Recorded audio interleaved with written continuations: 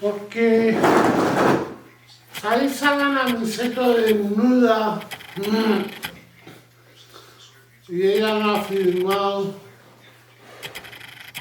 porque tiene Rugan, porque tiene el griego más antiguo, pero le enseñó no cómo unir, le enseñó no cómo unir al griego. Y el pensamiento no divinque, el pensamiento no divinque, la cortina lleva y el ladrillo también. Yo no tengo efecto túnel cuando hablo solo en mi casa, porque es la casa de Homer.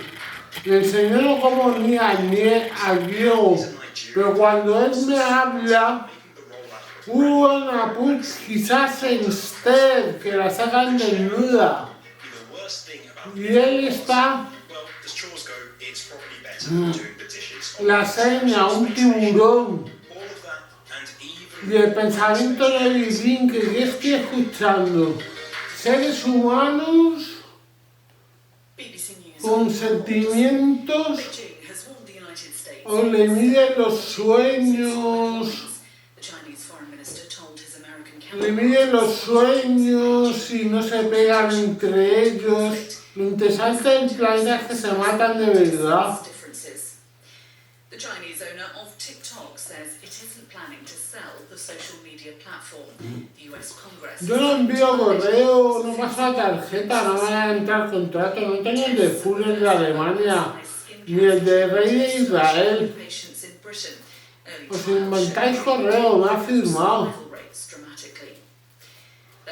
Simplemente lo dan a Rugan porque tiene un griego a Atenas que es más antiguo. Jewish students being intimidated. The office of Save the Children has been raided in Guatemala. Prosecutors said they were investigating reports of child abuse. The organisation said it wasn't aware of specific allegations. The Parliament in Kiribati has removed one of the High Court judges over what it called judicial misbehaviour. David Lambourne, who's married to the country's opposition leader, says he was sacked for political reasons. The South Korean government and Scout organisation have been criticised for the way last year's World Jamboree was organised. Thousands of participants had to abandon the campsite during the event because of a heatwave and an approaching typhoon. Security services have warned that British universities are being targeted by foreign countries interested in cutting-edge research. They said this was undermining national security. Officials in Fujikawa Guchiko are taking steps to restrict tourists taking pictures of Mount Fuji overrunning the Japanese Pues town. estás pedindo bajo a ETA, porque la amiante no firma a ver la medicación. El pensamiento no divinque. Unexpected elements from the BBC World Service. I'm Alex Lathbridge in the UK, and I'm here with. El PNV era de derecha, y pacta con el PSOE. Joined us to talk about vaccines, but enjoyed our unexpected elements energy so much that she decided to stick around. Phyllis, you told us that there's something that you're desperate to share with the group. Now's your chance. Sacáis a las vacas de la familia en dudas, a cerdos. On the BBC homepage. It did get quite a bit of attention, but in my opinion, not enough. So the BBC has carried out an investigation into a Nigerian pastor, Pastor Chris Oyahilome. Pastor Chris is one of Africa's best-known evangelical preachers. He has a massive YouTube channel and people come from all over to see him preach. He's a celebrity a su Federico, la hija de mi padre. From last year, 2023, to this year, 2024. And that he has been spreading anti-vaccine messages to his followers, specifically targeting the new malaria vaccine as it is being distributed in African countries. I heard about this. He's been putting this stuff in his sermons, right? In part, yes. So over the past 6 months, Pastor Oyakhilom's company has produced anti-vaccine documentaries which have been broadcast discussed in his church services, or shared on his streaming platform, evading social media companies' policies to protect against misinformation. So what kind of stuff has he been saying? Okay, so now the BBC have quoted some of the sermons, and Pastor Chris has said that there isn't any proof the vaccines work and that they are instead a way of depopulating the world. He's even reported to have said that malaria was never a problem to those in Africa, quote unquote. It's such an obvious lie he's telling. It's really dangerous. It's really dangerous because, when I was younger, I did get malaria and I have had this time of malaria. So this is so important that what we've heard from Melissa Alex, that we have this toolkit to help fight malaria. But again, it's so upsetting that people might have to lose lives as a result of misinformation. So Phyllis, tell us what time you had malaria.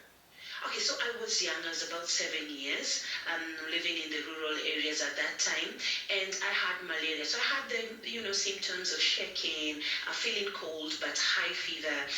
We used to be given chloroquine. These days, I think, Melissa will agree with me, chloroquine, I think, is never used anymore. But at that time, we'd be given chloroquine tablets. And again, I had to report to the local dispensary every day to receive a shot. And these injections, back in the 90s at that time, they would be boiled, so we'd have, and then you'd see the nurse walk by, and they go and boil these needles, and then come out, and then they'd call you one by one. At that time, it was in the boom, Oh no! behind. You in your buttocks. Yes, in the boom. And I still have those marks clearly, guys. I don't know if my skin was too, sensitive, or I was too young and the needles, the injections were too big. But yeah, I still have that. And it still reminds me of malaria, the pain I went through. So when I see such news, I get so angry, so upset. So Alex, I've had malaria, and unlike Phyllis, I had malaria as an adult at university, and it was so severe, I became anemic. So it's really unfortunate and sad to see or to hear people debunk that malaria is not a real disease, when in Nigeria, actually, it's one of those countries with one of the largest burdens of malaria on the continent. Yeah, I haven't had malaria, but I know people who have, and I'm fully aware of how brutal it is, and it can be. And actually, Brazil's Minister of Environment, this prominent activist, Marina Silva, who comes from the Amazon region, has had it 5 times. Can you imagine that? And Phyllis was talking about the chloroquine tablets, saying that they're not that common in Africa anymore, but it's weird that in Brazil we still use chloroquine tablets to fight malaria, and the chloroquine was in the center of a huge fake news scandal during COVID. So you had people saying that chloroquine would cure COVID, people taking it instead of going to the doctor. So it's weird how those, that misinformation and fake news thing just gets, entangled, how it can be so dangerous. Completely, and for me, I've never had malaria for a very interesting reason. Basically, to get me to take my malaria pills, my grandmother would always make me have it when I was eating, and I would only take it if I could have tea bread, some bread and Milo, so hot chocolate. It's only when I look back now that I realise, the same way they get, you can get dogs to take their medicine by putting it in cheese. That's what happened to me. That's what strategy. That's an amazing strategy. It kept me from, getting malaria. Now, this stuff, that Pastor Chris is saying, it's really dangerous. Melissa, have you come across this before? We saw this during the COVID pandemic, of how pastors from the pulpit were, spewing out misinformation. And for me, what is even more unfortunate is that I myself am a Christian, and I'm a scientist, and I know how you make vaccines.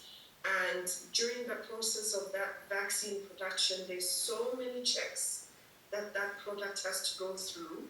Every single thing in that vial has to be declared, and it has to have a sign of approval to say that this is safe for human use.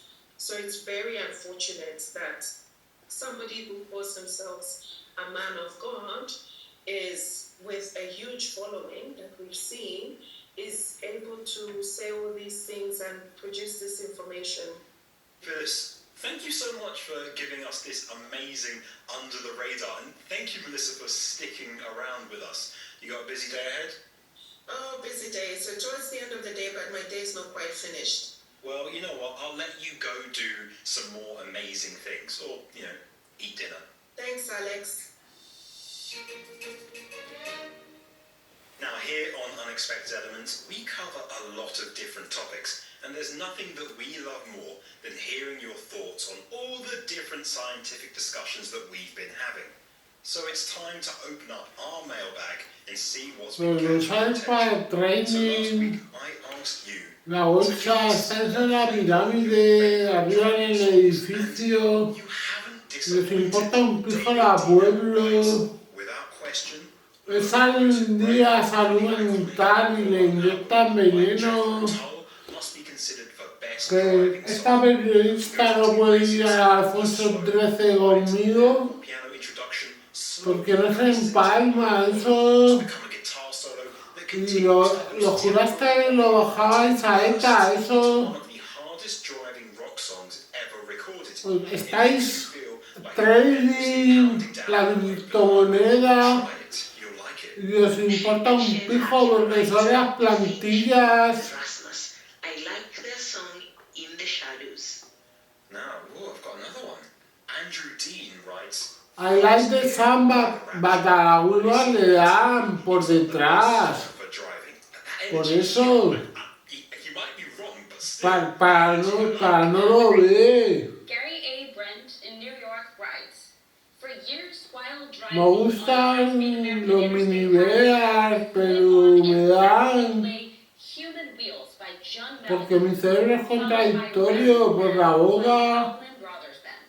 On a winding, slower road in the countryside, I'll always play Age 43 by David Crosby and Graham Nash. Go Gary, driving crazed wizard. You know what, I actually feel at this point we should set up some sort of Unexpected Elements playlist. Yeah, with input from everybody, like a crowdsourcing playlist. ¿Estáis la criptomoneda y el trading lo utilizáis en la tele? Many, but it's time to ask both of you. Panel, what are your favourite driving songs? Mine is a mixture.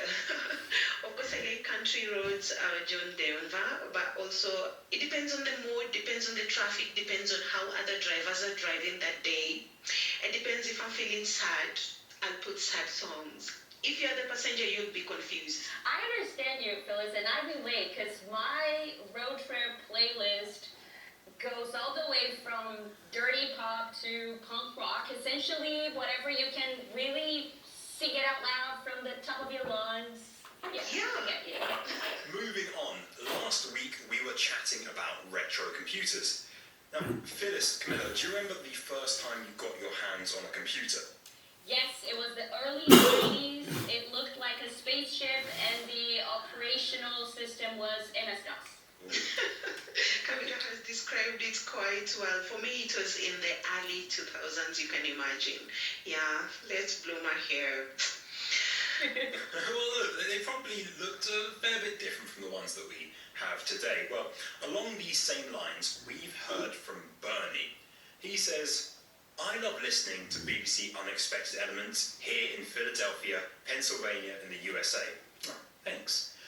In 1977, I got an RCA Studio 2 video game for Christmas. It had a whopping 512 bytes of random access memory. And a 2 kilobyte, that is 2048 bytes of ROM. That had 5 simple but surprisingly good games built into it. The Studio 2 plugged into your home television set and showed a stunning 64 by 32 pixels on the screen and made a few single-tone beeps for sound effects. Over the next year, I modified my Studio 2 with a custom ROM chip that allowed me to write programs in hexadecimal machine code while listening to BBC North American service on my vacuum tube shortwave receiver. Now, I really love all the little insights and bits. I'm really getting a full picture of his life here. Yeah, good storytelling. Oh, it continues. This was my first computer, and I learned to program its RCA 1802 microprocessor to do things, although on a very limited scale with only 512 bytes to work with. That led to a career in computers and telecommunications. I want to be like Bernie. I always wanted to be one of those kids that code, you know. Unfortunately, I'm a human sciences person, so not for me. Look, as a kid who codes, look where I end up. Here, using my voice, not my many coding skills. So, thanks all of you for getting in touch. If you can't get old computers or driving songs out of your head, put them in an email, unexpected@bbc.co.uk. Don't go anywhere. Calculating the last ever total solar eclipse and what it's like to live on fake Mars. That's coming up after this. It's now time for us to give you the answer to this week's quiz question. Now, we asked you for the biggest mountain on Earth. We gave you a choice between A, Mauna Kea, B, Mount Everest, or C, K2. Well, if you answered B, give yourself half a point. Mount Everest's peak enjoys the highest elevation in the world, but it's not the biggest. If you answered A, give yourself a big pat on the back and full marks. Mauna Kea and its twin, Mauna Loa, are actually the tallest mountains on Earth if you measure from the bottom of their slope deep under the ocean.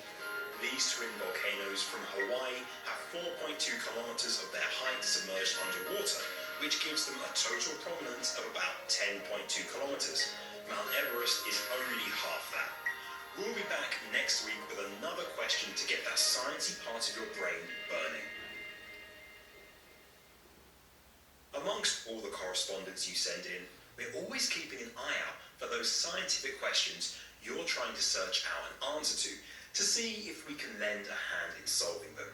So it's time to take a look at one of them now, in Ask the Unexpected.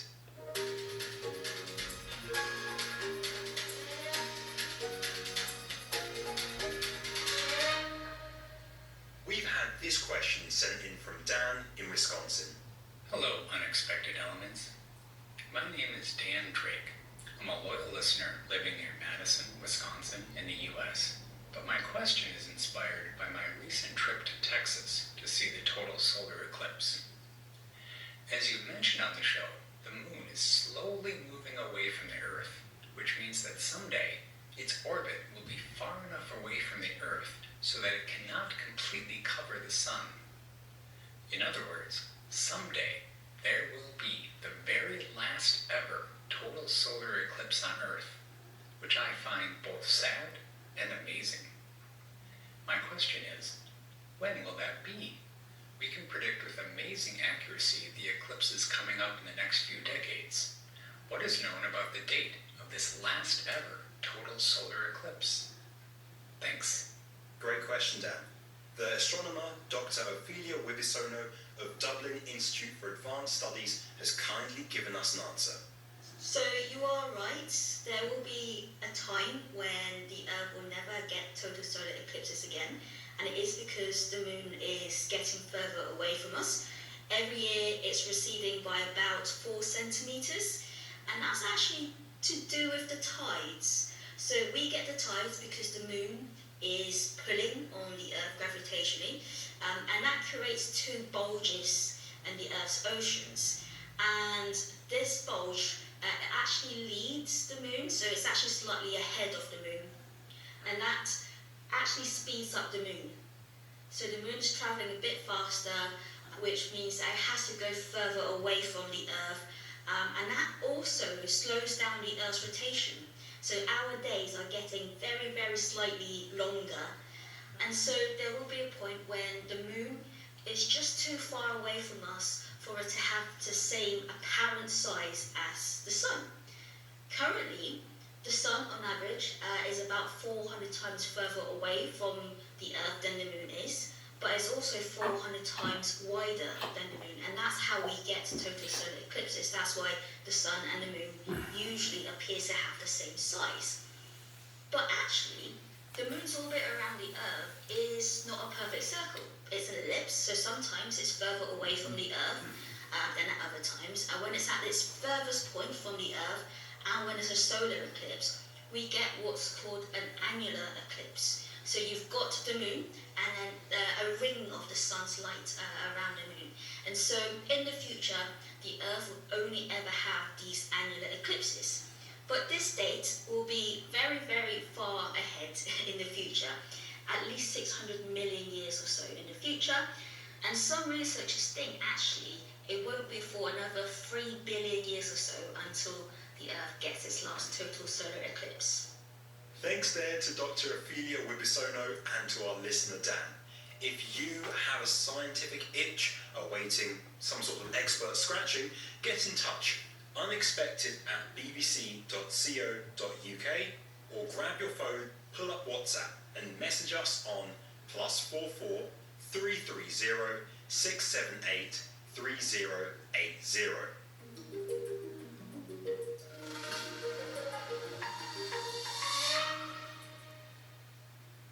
Now, moving on, I've really been lost in space recently. Not literally, of course, but I want to share what's been orbiting in the deepest parts of my brain. In the news this week, the European Space Agency's latest intake of 5 recruits have completed their basic astronaut training. For the past 12 months, they've done medical, robotics and survival training, experienced weightlessness in a special plane, and even got hurled around in a centrifuge to simulate the forces of a rocket launch. Now, right now, they're preparing for a special flight assignment that could take them to the ISS or even the moon. But then I remembered something from 2016.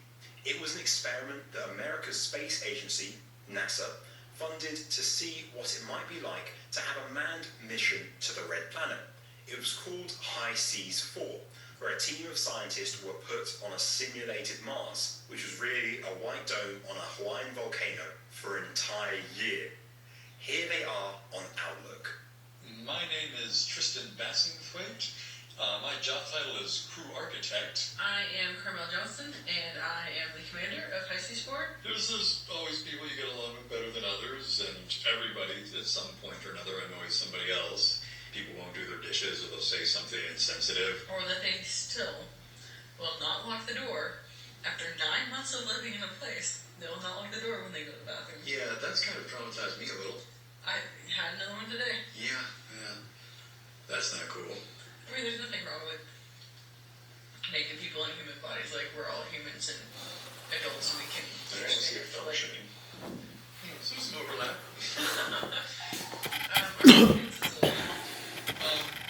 Yes, I mean, you can do what you want, really, as long as you don't go crazy or let it interfere with your work, or have, some ludicrous nuclear blow up that completely destroys your ability to work in the group together or something. I mean, it's not just romances, it's relationships in general. It's that the mission always comes first, and whether you don't like someone, or you really like someone, or you love them, or whatever, you have to put aside your feelings, whether they're positive or negative towards somebody, sometimes just to get along for the day. As for privacy, it's not really a thing here. So the dome itself, it's a wide dome, 11 meters in diameter, and the slopes of the biggest volcano on Earth. Inside, it's very spacious, it's very open and very spacious. I think the best way to imagine it is to think that you are in a planetarium, with a big hemispheric screen above your head. It looks exactly like that. I really like that they started by answering the most important questions. Office romances in space, right? But more importantly, how long do you